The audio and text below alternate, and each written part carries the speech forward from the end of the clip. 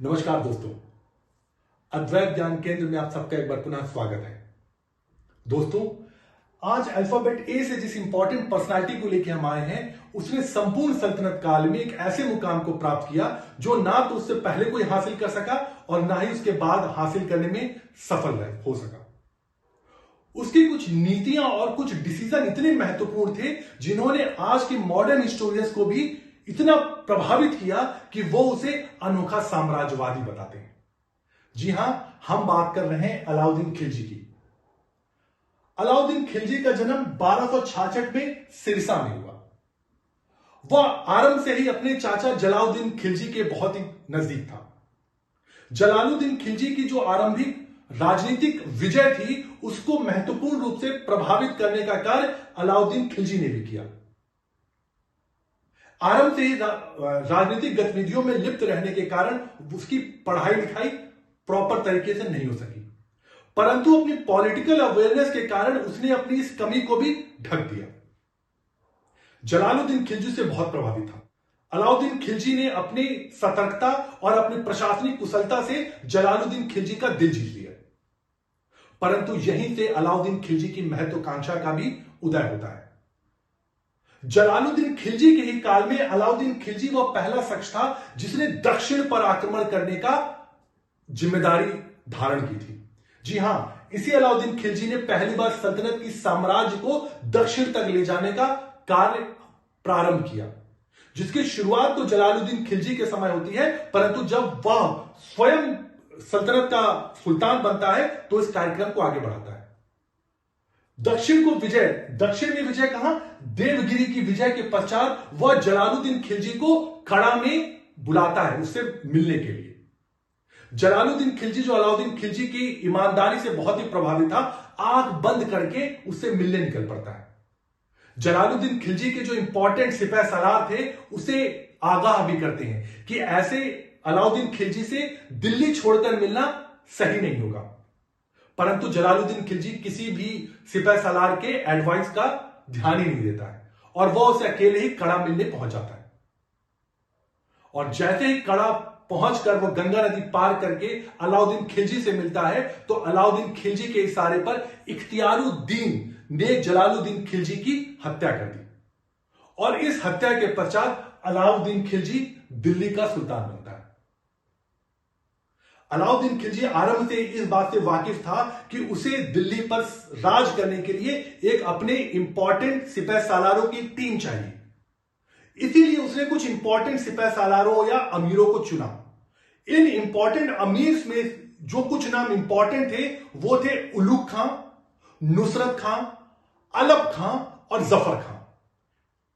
ये चार खान अलाउद्दीन खिलजी की साम्राज्यवादी विजयों में महत्वपूर्ण रूप से भागीदार है।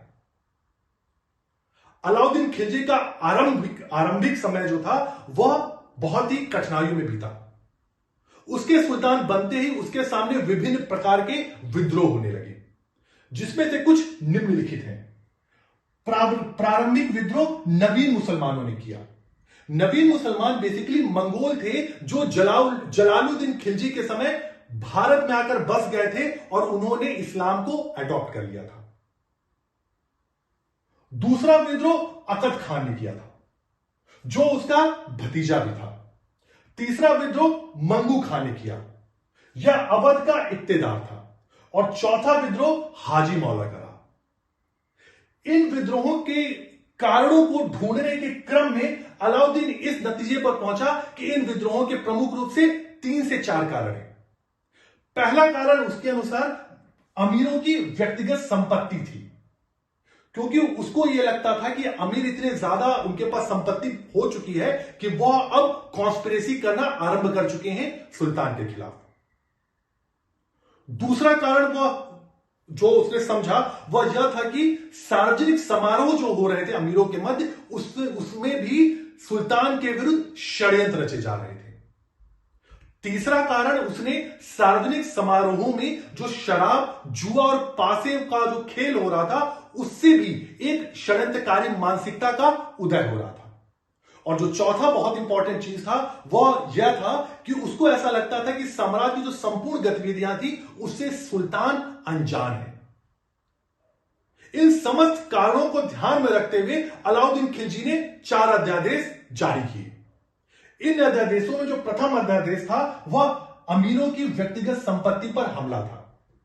उसने अमीरों को दी गई इनाम भूमि, वक्फ भूमि और मिल्क भूमि को वापस ले लिया, जिससे अमीरों के पास किसी भी प्रकार का अतिरिक्त धन ना रह सके। उसके पश्चात उसने सार्वजनिक महफिलों पर रोक लगा दी।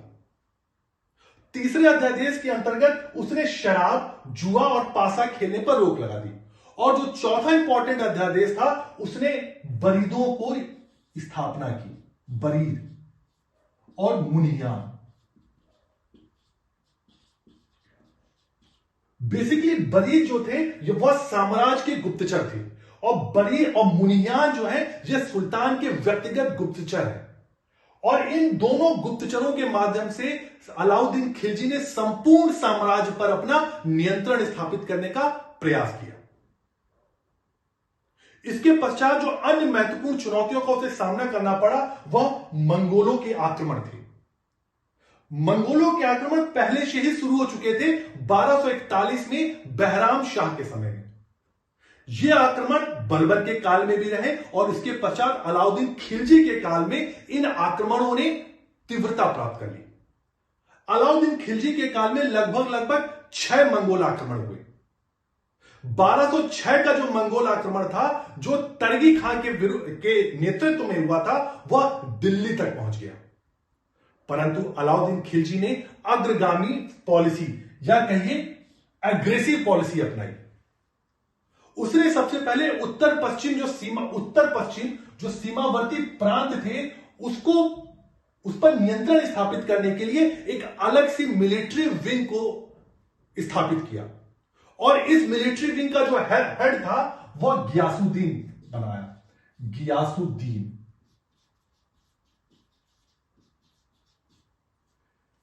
इसके बाद उसने दिल्ली को चारों तरफ से दिल्ली की कहिए चार दीवारी स्थापित कर दी और कुछ समय के लिए उसने अपनी राजधानी दिल्ली से निकालकर सीरी में स्थापित कर दी, लगभग 2 साल तक, जिससे वह मंगोलों के आक्रमण का सामना महत्वपूर्ण रूप से कर सका।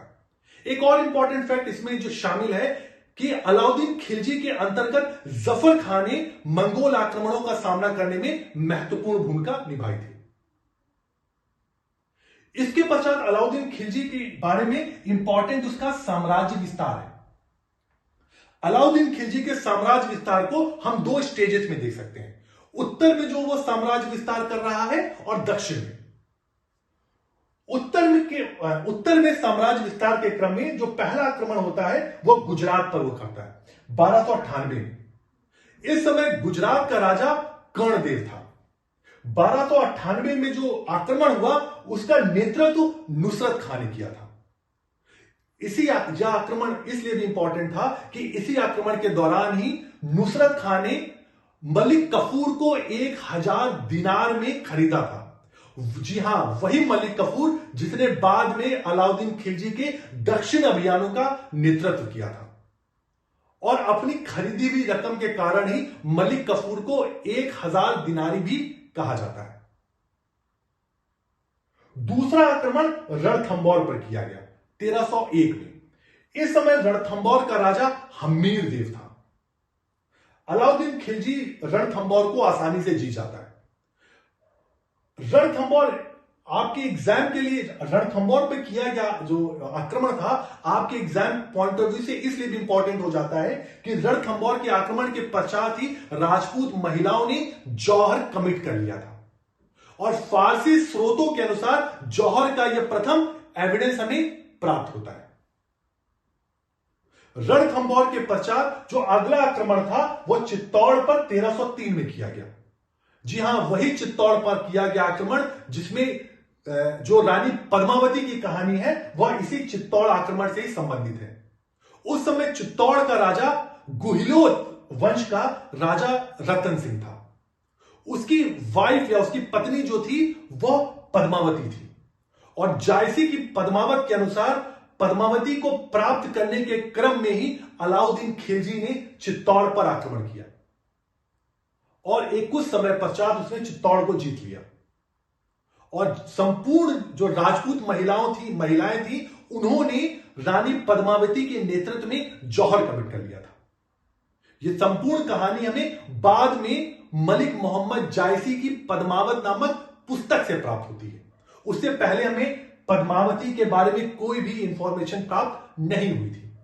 मलिक मोहम्मद जायसी किस काल का है? वह शेरशाह सूरी के काल का है। ठीक है। अन्य महत्वपूर्ण आक्रमण अलाउद्दीन खिलजी के काल में हुए थे वो 1305 में मालवा पर किया गया आक्रमण था। 1305 तक वह संपूर्ण उत्तर भारत पर अलाउद्दीन खिलजी ने अपना कंट्रोल या अपना नियंत्रण स्थापित कर लिया था। इसके पश्चात वो दक्षिण की तरफ रुख करता है। दक्षिण पर आक्रमण करने के क्रम में जो पहला आक्रमण था वह देवगिरी पर करता है। देवगिरी का राजा उस समय रामचंद्र देव था। वह देवगिरी को आसानी से पराजित कर देता है, परंतु बहुत ही कूटनीतिक रूप से वह देवगिरी को जीतने के पश्चात भी राजा रामचंद्र को वापस कर देता है। और वापस करने के क्रम में उसे एक एक्स्ट्रा जागीर नवसारी की भी प्रदान करता है। नवसारी की। इसके साथ साथ एक और महत्वपूर्ण बात यह है कि देवगिरी के राजा रामचंद्र की बेटी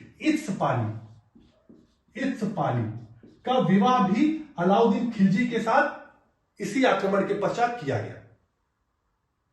यह उस मैरिटल रिलेशन की शुरुआत भी थी जो आगे जाकर हम अकबर के समय या मुगल काल में बहुत बड़े मात्रा में देखते हैं। दूसरा आक्रमण वह तेलंगाना पे करता है। तेलंगाना पर किया गया आक्रमण इसलिए भी महत्वपूर्ण है कि तेलंगाना के आक्रमण के पश्चात ही तेलंगाना के राजा प्रताप रुद्र देव ने कोहिनूर हीरा अलाउद्दीन खिलजी को दिया था। और रिटर्न हिस्ट्री में कोहिनूर हीरा का वर्णन सर्वप्रथम तेलंगाना आक्रमण के पश्चात ही होता है। तीसरा आक्रमण होयसल राज पे किया गया। होयसल राज का इस समय राजा वीर बल्लाल तृतीय था। वीर बल्लाल तृतीय। इस आक्रमण में भी अलाउद्दीन खिलजी सफल रहा। और जो चौथा आक्रमण था वह पांड्य राज पे था। पांड्य राज पर किया गया आक्रमण राजनीतिक रूप से बहुत महत्वपूर्ण नहीं रहा, क्योंकि मलिक कफूर के नेतृत्व में अलाउद्दीन खिलजी पांड्य राज को संपूर्ण रूप से नहीं जीत सका। परंतु अगर आर्थिक दृष्टि से देखा जाए तो पांड्य राज पर किया गया आक्रमण बहुत ही महत्वपूर्ण साबित होता है और सबसे अधिक धन संपत्ति उसे पांड्य राज के आक्रमण के पश्चात ही प्राप्त होती है। इस प्रकार दक्षिण में किया गया आक्रमण उत्तर में किए गए आक्रमण की तुलना में थोड़ा सा अलग था, जो उसकी पॉलिसीज थी, क्योंकि साउथ के आक्रमण के पश्चात उसने इन संपूर्ण राज्यों को उन्हीं राजाओं को वापस कर दिया, जो उसकी डिप्लोमेसी को भी दिखाता है। क्योंकि आने वाले समय में देखा जाए तो जिन जिन राजाओं ने दक्षिण को अपने साम्राज्य में मिलाने का प्रयास किया वो सब असफल रहे, चाहे वो मोहम्मद बिन तुगलक रहा हो या औरंगजेब रहा हो। इस क्रम में अलाउद्दीन खिलजी की दक्षिण नीति बेहद ही सफल रही। कि विभिन्न नीतियों के अंतर्गत उसकी बाजार नीति भी बहुत इंपॉर्टेंट है। उसकी बाजार नीति को समकालीन इतिहासकारों ने विभिन्न रूपों से देखने का कार्य किया है। बर्नी की माने तो उसकी बाजार नीति उसकी जो सैनिक आवश्यकताएं थी उसको ध्यान में रखकर स्थापित की गई थी। सैनिक आवश्यकताओं के अंतर्गत वह अपने सैनिकों को एक निश्चित रेट पर वस्तुओं की उपलब्धता सुनिश्चित करना चाहता था। और दूसरी तरफ अगर अमीर खुसरो की माने तो वह अपनी बाजार नीति को लोगों की भलाई के लिए स्थापित करना चाहता था।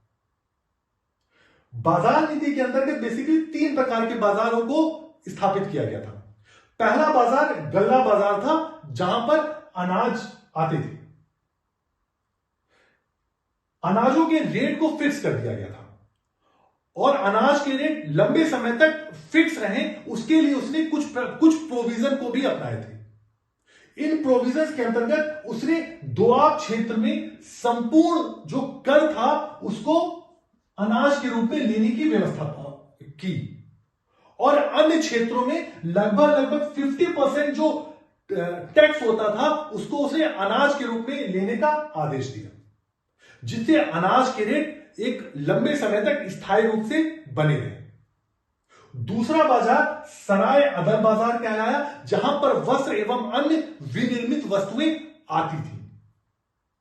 वस्त्रों के रेट भी लंबे समय तक स्थायी बने रहे, उसके लिए भी उसने कुछ व्यवस्थाएं अपनाई। वस्त्रों को उसने दो कैटेगरी में डिवाइड किया। जो बहुत ही एलिट क्लास के अच्छे किस्म के वस्त्र हुआ करते थे, जो उसमें भारत में उत्पादित नहीं होते थे, बाहर से आते थे, इंपोर्ट होते थे, उसके लिए उसने मुल्तानी व्यापारियों को अग्रिम रकम दी, जिससे मुल्तानी व्यापारी बाहर से सामानों को ला सके और भारत में आकर जो निश्चित रेट है उस पर बेच सके। और जो कॉमन वस्त्र थे उसके रेट उसने पहले से फिक्स कर दिए थे। जो तीसरे प्रकार का बाजार था वो दास, घोड़ों और मवेशियों का बाजार था।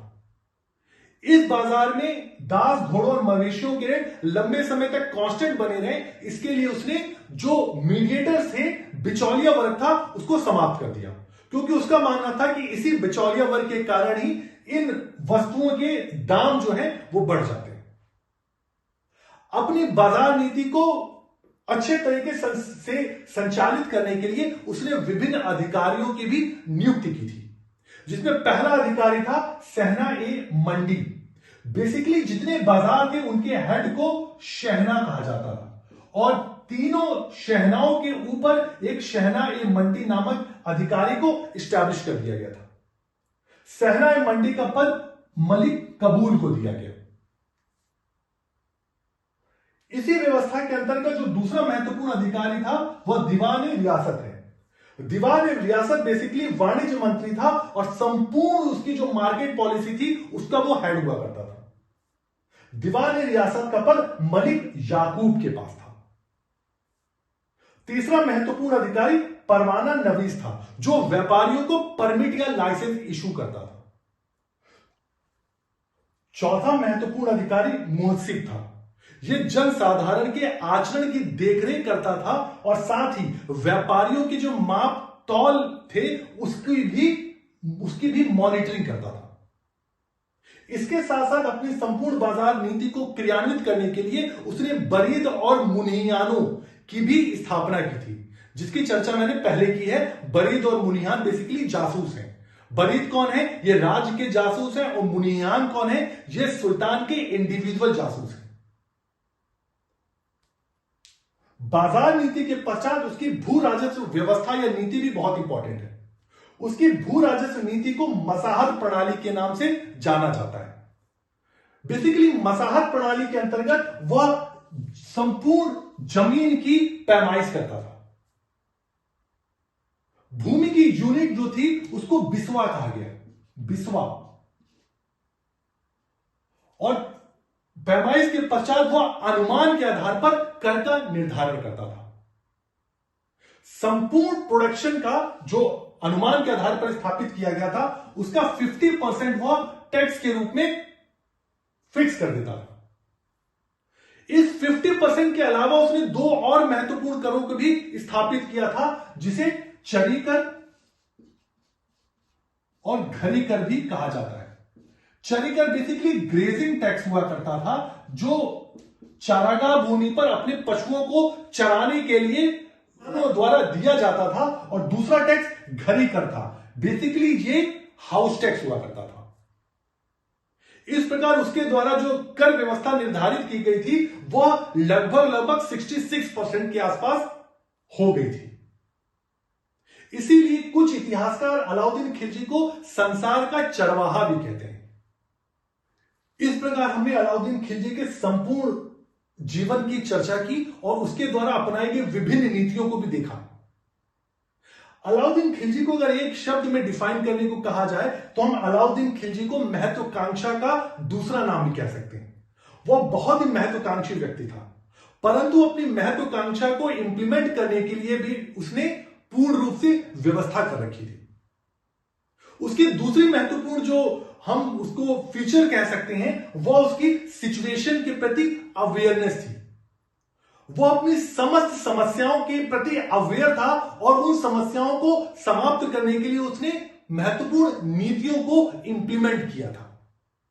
अलाउद्दीन खिलजी को या कहिए अलाउद्दीन खिलजी से हम बहुत कुछ सीख सकते हैं अपनी पर्सनल लाइफ में भी, कि अगर एस्पिरेशंस हाई हो तो अपने उन एस्पिरेशंस को प्राप्त करने के लिए हमको उसी अनुसार अपने नीतियों को भी बनाना होगा, हम उन एस्पिरेशंस को आसानी से प्राप्त कर सकें।